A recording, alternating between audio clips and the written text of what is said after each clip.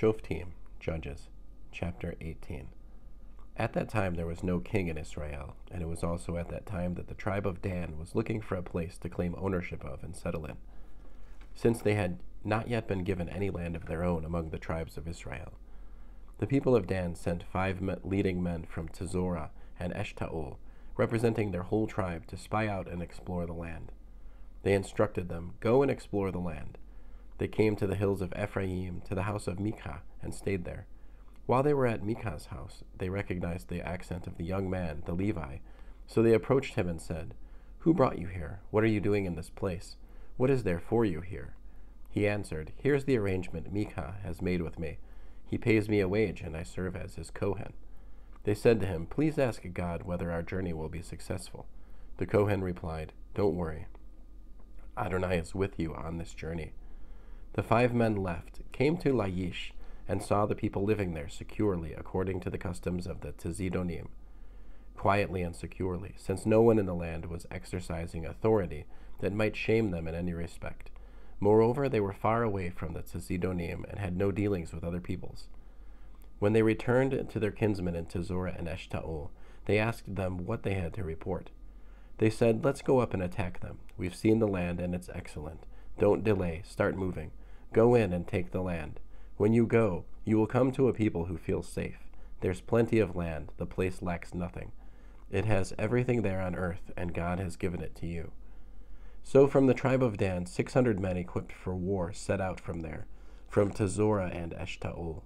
They went up and camped at Kiryat Yearim in Yehuda, which is why the place is called Machane Dan, the camp of Dan, to this day. Actually, it's behind Kiryat Yearim. From there they passed on into the hills of Ephraim and came to Micah's house. The men who had gone to spy out the land of Laish then said to their kinsmen, "Are you aware that in these buildings there is a ritual vest, household gods, and a carved image overlaid with silver? Decide what you ought to do." They turned off the road and went into the house of the young Levi, that is, to Micah's house, and asked how he was doing. The 600 soldiers from Dan stayed at the gate, while the five who had spied out the land went in and took the idol overlaid with silver, the vest, and the household gods. The Kohen had stayed with the 600 soldiers by the gate. But when they went into Micah's house and took the silver-covered image, the vest, and the household gods, the Kohen asked them, "What are you doing?" They replied, "Be quiet, keep your mouth shut, and come with us. Be a father and a Kohen for us. Which is better, to be a Kohen in the house of one man, or to be Kohen to a whole tribe and family in Israel?" This made the Kohen feel very good. So he took the ritual vest, the household gods, and the image, and went off with the people. So they turned and left with their children, cattle, and belongings, going ahead of them. When they were a good distance from Micah's house, the men who lived in the houses near his got together with him, overtook the people from Dan, and began shouting at them. The people from Dan turned and said to Micah, "What's wrong with you that you've gathered such a crowd?" He answered, "You've taken away my God, which I made, and gone off with the Kohen. What more have I got? How can you ask me what's wrong with you?"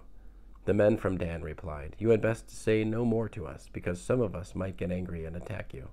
You could lose your life, and so might the others in your household." Then the people from Dan went their way. When Micah saw that they were too strong for him, he turned and went back to his house. So they took what Micah had made and his Kohen. They came to Laish, to a quiet and trusting people. They attacked, killed them, and burned down the city. No one came to rescue them because it was far from Tzidon, and they had no dealings with other peoples. This was in the valley near Beet Rehov. Then the people of Dan rebuilt the city and settled there. They named the city Dan, after Dan their ancestor, who was born to Israel. Although the city had previously been called Laish, the people of Dan set up the image for themselves. Jehonatan, Jonathan the son of Gershom, the son of Manasseh, and his sons were Kohanim for the tribe of the people of Dan, until the day of the exile from the land. Thus they erected for themselves Micah's idol which he had made, and it remained there as long as the house of God was in Shiloh. End of Judges, chapter 18.